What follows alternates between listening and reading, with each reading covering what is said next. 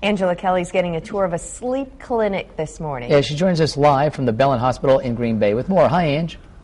Hey guys, good morning. Shh, sleep studies in progress. We're live here at the sleep clinic at Bellin Health here in Green Bay. And you know, I stayed overnight here last week, and so we're going to be sharing that experience with you this morning. But before we do that, we wanted to give you an idea of what this place looks like. If you've never seen a sleep clinic before, why don't we go ahead in here into this room where Pete Weber is. He's the team leader at this clinic. Pete, bring us through what a typical sleep room looks like here at the clinic. Good morning. We try to create an environment that looks much like a hotel. We have a nice sized bed, nice headboard. The environment is very friendly. We have a telephone you can call home. We have cable television and a flat screen TV.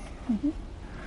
But what makes it the sleep clinic is what? We see some cameras up on the ceiling. We are able to monitor every patient with a very special camera that's able to see at night, because we also use an infrared device in the room. And there's also a microphone in here. That's right. Right above the bed, there's a microphone. We try to make all these devices as small as possible so that they're not very blatantly obvious and interruptive to the patient. Mm-hmm. And right here you can see this cart full of different wires and medical supplies, which we're going to get into a little bit later. So while you're sleeping in this room, you probably are wondering what's going on at this room down the hall. Pete, where are we headed right now? This is the control room. There's different names for this in different hospitals, but you got the idea. We control all the monitoring that you saw in the room.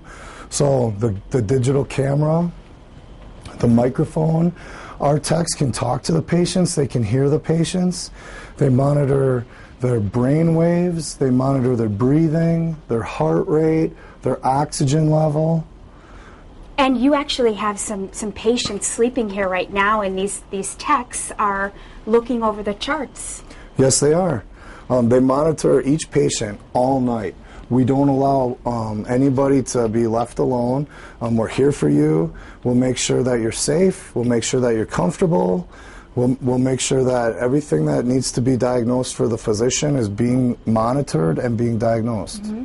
And you're really able to do that because you hook up people with all sorts of wires to be able to read these charts. And I want you to take a look at some video, because like I said earlier, I spent the night here last week to get a first-hand account of what it's like to stay in a sleep clinic. And they literally hook you up with up to as many as 30 electrodes.